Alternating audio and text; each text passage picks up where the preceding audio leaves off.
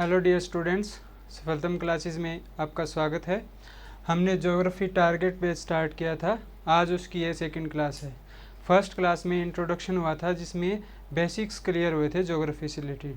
आज हम Indian geography start करेंगे क्योंकि जो ज्योग्राफी सेगमेंट है उसमें सबसे ज़्यादा इंडियन ज्योग्राफी से क्वेश्चन पुट किए जाते हैं। तो चलिए शुरू करते हैं।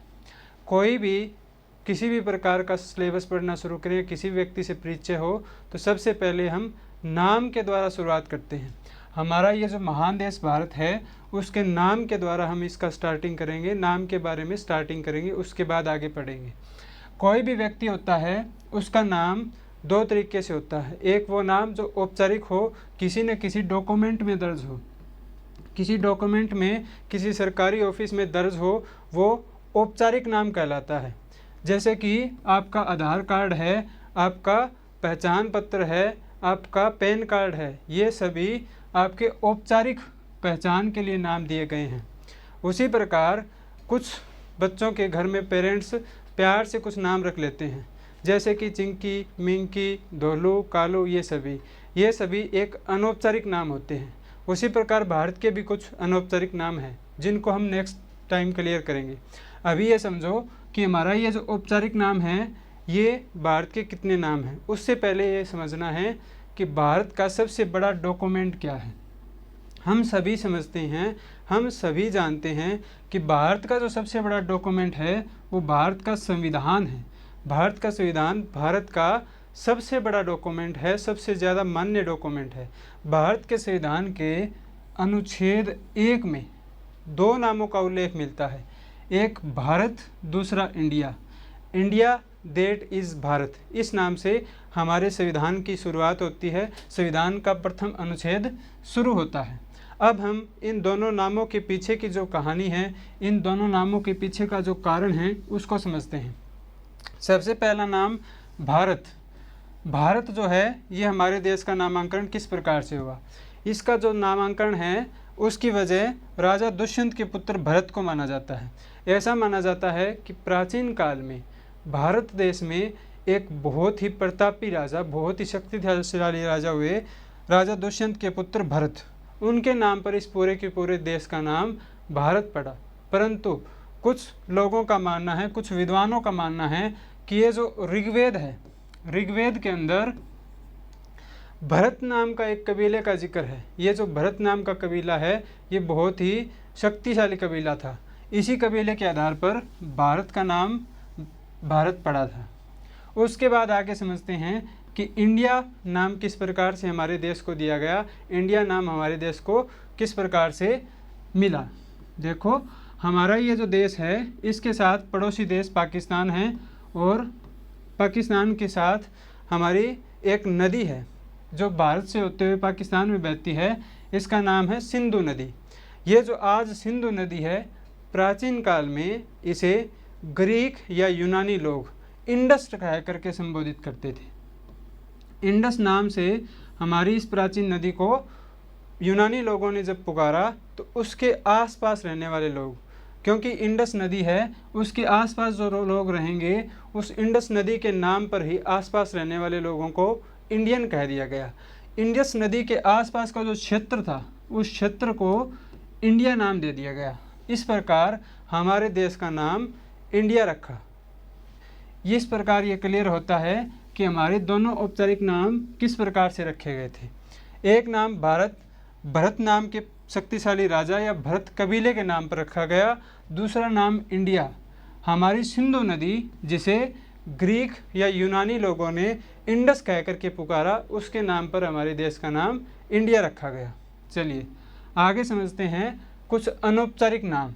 अनौपचारिक नाम जिनका वैध डॉक्यूमेंट में दर्ज नहीं है उसके बारे में जानते हैं। हमारे अनौपचारिक नाम आर्यवर्त, भारतवर्ष, जम्बूद्वीप, हिंदुस्तान, नाभीवर्ष, मेहुला और त्यांगजू है। समझते हैं एक एक करके प्रत्येक नाम के पीछे की कहानी। आर्यवर्त, सबसे पहले हमने समझा कि ये जो भारत देश है इसके अंदर मध्य एशिया से कुछ जनजातियां आई जिन्होंने खुद को आर्य नाम से संबोधित किया। आर्य का मीनिंग होता है, आर्य का अर्थ होता है श्रेष्ठ या फिर उत्तम या कुलीन। ये जो प्रजाति भारत में आई, सबसे पहले आर्य लोग आए, उन्होंने यहाँ पर वेदों की रचना की और भारतीय संस्कृति को फलने फूलने का कार्य किया, भारतीय संस्कृति को आगे बढ़ाने का कार्य किया।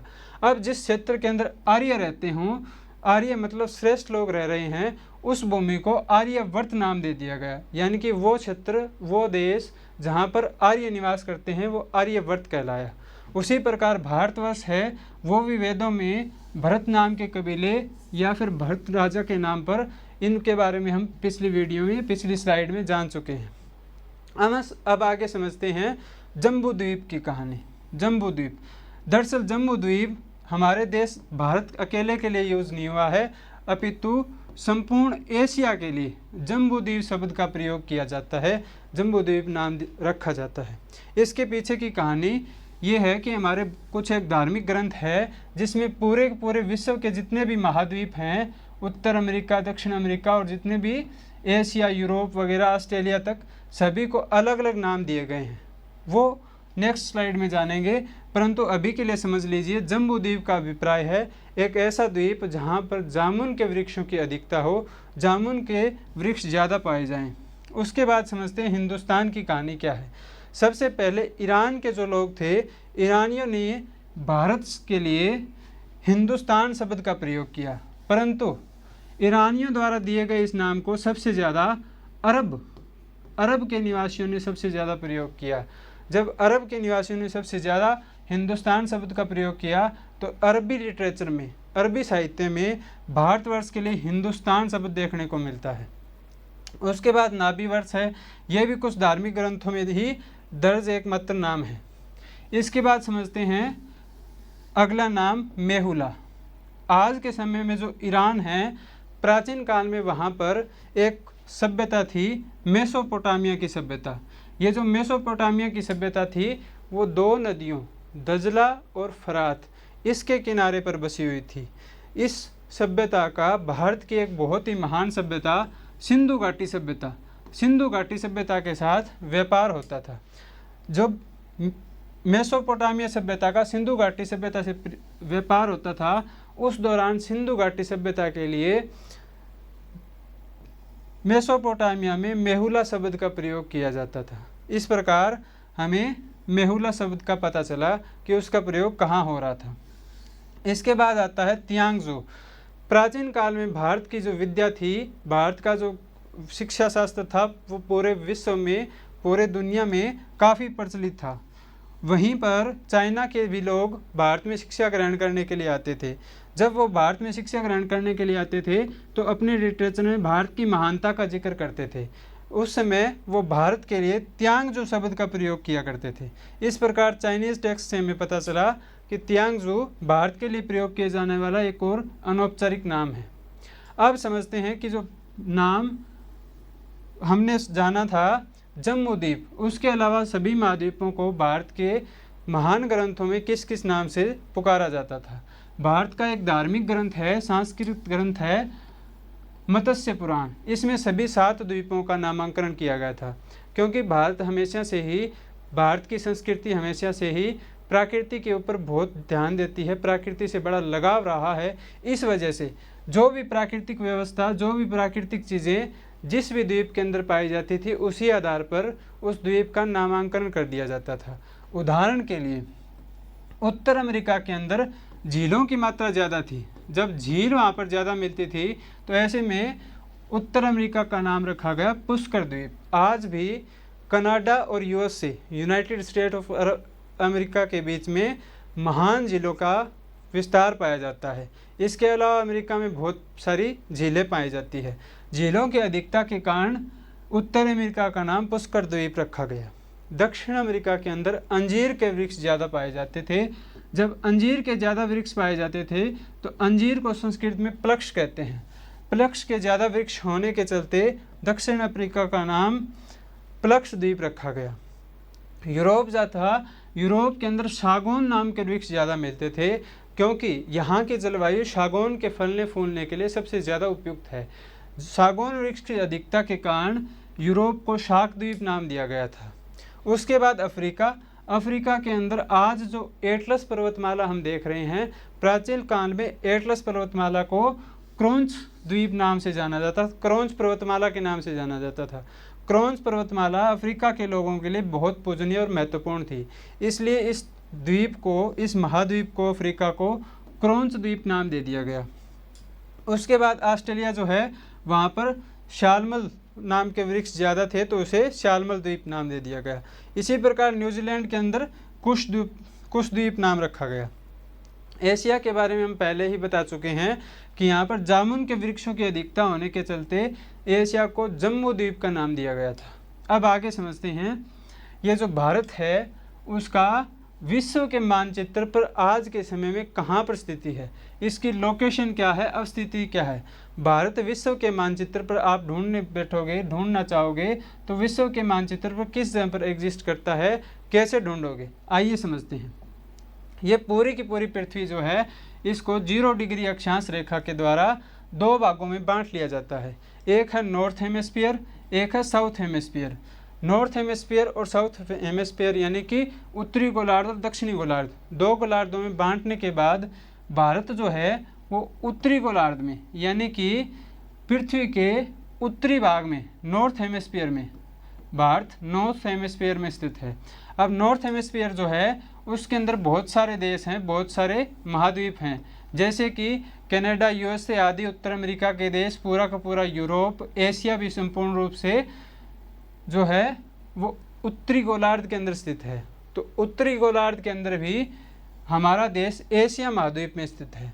एशिया महाद्वीप के अंदर भी पर्टिकुलर रूप से लोकेशन जानना चाहेंगे तो ये दक्षिण मध्य एशिया के अंदर स्थित है। देखिए, एशिया महाद्वीप के ऊपर जब हम जानना चाहते हैं, एशिया महाद्वीप को अब जब शुरू करते हैं देखना, तो उसमें सबसे ऊपर, सबसे नॉर्थ गोलार्ध की ओर, सबसे उत्तरी ध्रुव की ओर रूस नाम का एक बहुत बड़ा सा देश, विश्व का सबसे बड़ा क्षेत्रफल के हिसाब से देश रूस है। रूस के बीच में और चाइना के बीच में मंगोलिया नाम से एक कंट्री है, मंगोलिया नाम का देश है। उसके बाद चाइना आता है। ये सभी देशों के साथ साथ चाइना का विस्तार जहाँ प्रशांत महासागर तक है, वहीं प्रशांत महासागर के अंदर एक पूर्व में द्वीपीय देश जापान स्थित है। तो हमारे एशिया के अंदर नॉर्थ के जस्ट अपोजिट एशिया के साउथ में, ये ध्यान रखें, यदि गोलार्ध पूछा जाए तो भारत नॉर्थ गोलार्ध में या नॉर्थ हेमिस्फीयर में या उत्तरी गोलार्ध में है, परंतु एशिया जो है एशिया के दक्षिणी भाग में, एशिया के दक्षिणी भाग में, दक्षिण में भी मध्य दक्षिण एशिया में है, क्योंकि पूर्व में जापान आदि बहुत सारे देश, लाओस, कंबोडिया आदि देश हैं, वहीं पश्चिम की ओर पाकिस्तान, अरब कंट्रीज आदि देश हैं। तो भारत जो है एशिया के दक्षिणी मध्य क्षेत्र में स्थित है। उसके बाद देखते हैं कि भारतीय उपमहाद्वीप का एक पार्ट है। अब ये भारतीय उपमहाद्वीप क्या है? भारतीय उपमहाद्वीप इस एशिया महाद्वीप की एक विशेष स्थिति है, जिसमें कुछ एक देश हैं। कौन कौन से देश? पाकिस्तान, भारत, नेपाल, भूटान और बांग्लादेश। ये 5 देश मिलकर के भारतीय उपमहाद्वीप का निर्माण करते हैं। ये इन सभी की एक विशेष भौगोलिक स्थिति है। क्यों? क्योंकि किसी समय में आज से हजारों साल पहले भारत जो था अफ्रीका का एक पार्ट था। अफ्रीका में जहां आज आप मेडागास्कर नाम का द्वीप देखते हैं, किसी समय भारत यहाँ से जुड़ा हुआ था। टूट करके भारत किसी प्लेट विवर्तनिकी आदि क्रियाओं के द्वारा वापस आकर के यहाँ एशिया से टकराया। जब भारत की एशिया के साथ टक्कर हुई तो यहाँ पर एक पर्वतमाला का निर्माण हुआ, पर्वतमाला जिसे आज हम हिमालय पर्वत के नाम से जाने जाते हैं। हिमालय पर्वत जो है वो एशिया से भारतीय उपमहाद्वीप को अलग बनाता है। क्यों? क्योंकि इस पर्वतमाला की वजह से शीतोष्ण क्षेत्र होने के बावजूद ठंडी हवाएं साइबेरिया से आने वाली हमारे देश को और पूरे उपमहाद्वीप को अत्यधिक ठंड से बचाए रखती है। इसी वजह से भारतीय उपमहाद्वीप की संज्ञा दी गई है। भारतीय उपमहाद्वीप के 5 देशों में से एक देश भारत स्थित है। इस प्रकार आज हमने जाना कि भारत कहाँ पर स्थित है, उसके नाम कौन कौन से हैं। आने वाली वीडियोज़ में उससे आगे स्टडी करेंगे। अब तक देखने के लिए धन्यवाद। वीडियो को लाइक करें, चैनल को सब्सक्राइब करें और सभी टीचर्स की वीडियोज़ को अवश्य देखें। धन्यवाद।